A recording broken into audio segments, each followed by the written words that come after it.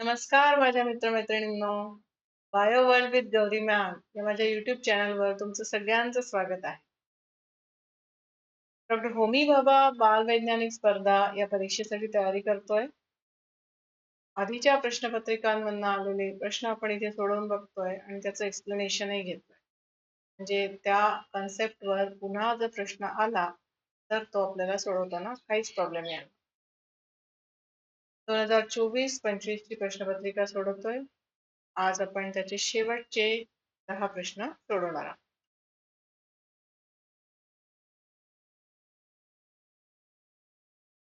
खालीलपैकी कोणत्या रोगाच्या उपचारासाठी केमोथेरपी वापरली जाते? कर्करोग, क्षय, कावीळ, संधिवात. यामध्ये कर्करोगाच्या उपचारासाठी केमोथेरपी वापरतात.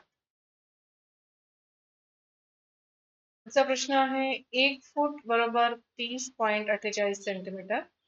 जर एका व्यक्तीची उंची 6 फूट असेल तर त्याची उंची मीटरमध्ये किती असेल? हे कन्वर्जन्स तुम्हाला पाठ करून ठेवायचे आहेत, कारण की याच्यावरती एखादा प्रश्न तर नक्कीच असतो.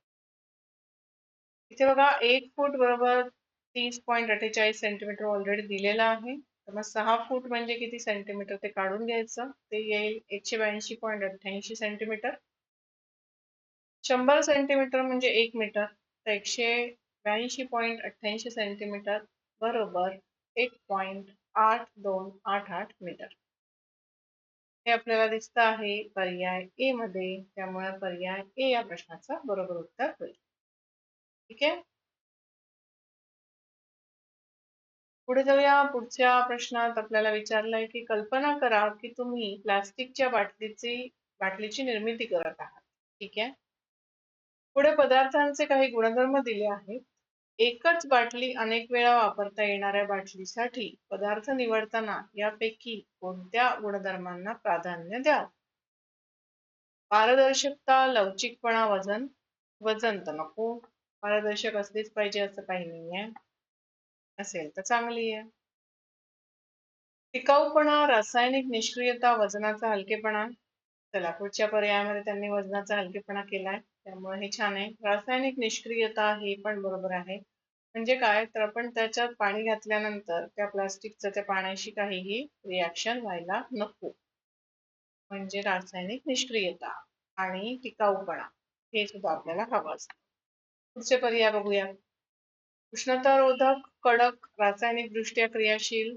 नाही. रासायनिक दृष्ट्या क्रियाशील नको, नाही तर ते पाण्यामध्ये ते प्लास्टिक विरघळतंय किंवा मग काही प्रमाणामध्ये काही वेगळीच रिॲक्शन होतीये, तर हे चालणार नाही. ठिसूळपणा, चिकटपणा, जैवविघटनशील. तर जैवविघटनशील ठीक आहे, छान आहे हा गुणधर्म, पण चिकटपणा नको, ठिसूळपणा पण नको. लगेच फुटली बाटली तर काय ना. त्यामुळे पर्याय बीच बरोबर आहे. टिकाऊपणा आहे, रासायनिक निष्क्रियता आहे आणि वजनाचाही हलकेपणा. ठीक आहे. पुढचा प्रश्न नीट दिसण्यासाठी मी कॅमेरा ऑफ करते. सोबतच्या ज्वलन त्रिकोणाचे म्हणजे ज्वलनासाठी आवश्यक घटक दर्शवणारा त्रिकोण. निरीक्षण करा आणि रिकाम्या जागी योग्य पर्याय भरा. Hydrogen, helium, nitrogen, oxygen.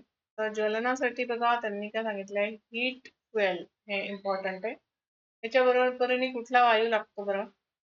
Oxygen. बरोबर आहे. पर्याय डी, ऑक्सिजन घेणार. पुढचा प्रश्न आहे, गॅसोहोल हे पर्यावरण स्नेही इंधन या मिश्रणापासून बनवलेले आहे.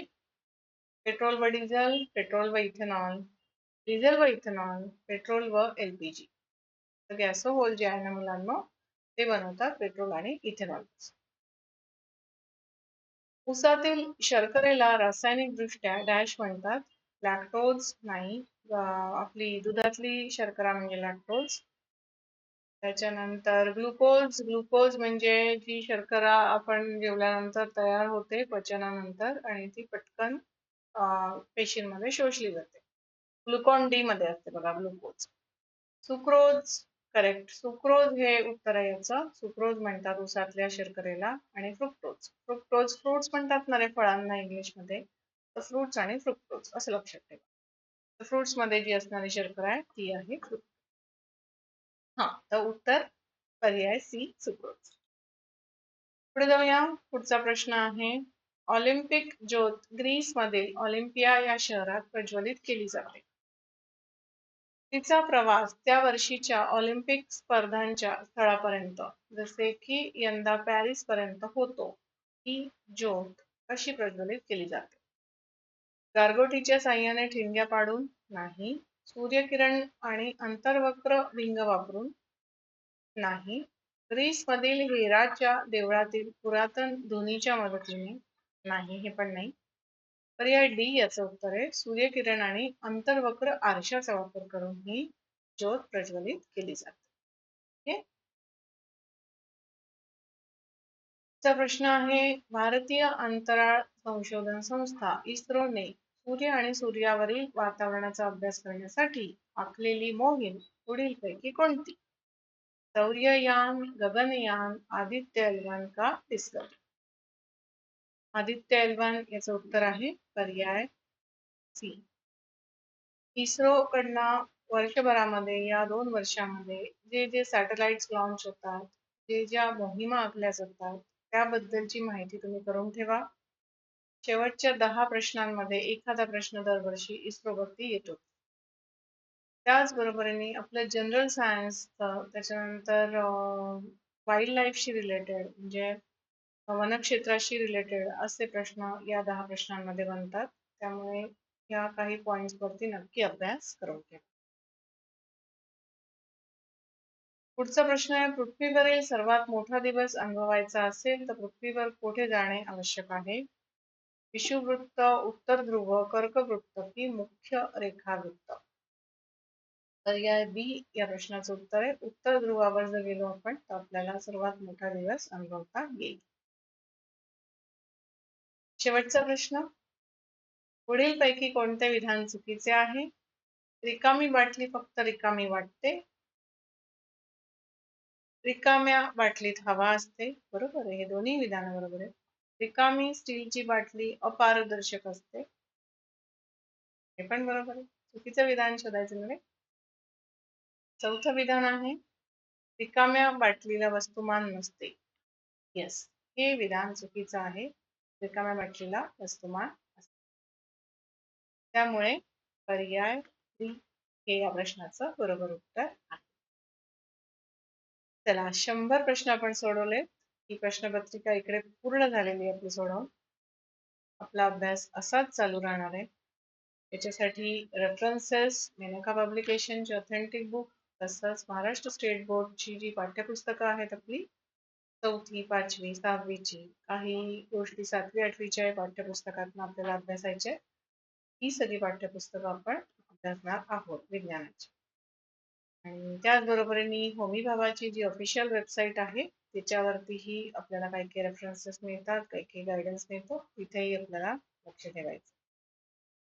आणि माझ्या चॅनलवरती या सगळ्याचं समप म्हणजे सगळ्याचा अभ्यास करून मी तुमच्या समोर येत असते, मला गाईड करत असते. त्यामुळे एक माझं चॅनल जरी बघितलं तरी सुद्धा सगळा अभ्यास होणार आहे आणि सगळं प्रिपरेशन कम्प्लीट होणार आहे. सगळ्या लेवलसाठी मी गाईड करते. ऑनलाईन गायडन्स आहे, नक्की संपर्क करा. व्हॉट्सअप नंबर शेअर केलेला आहे. भेटत राहूया. टाटा.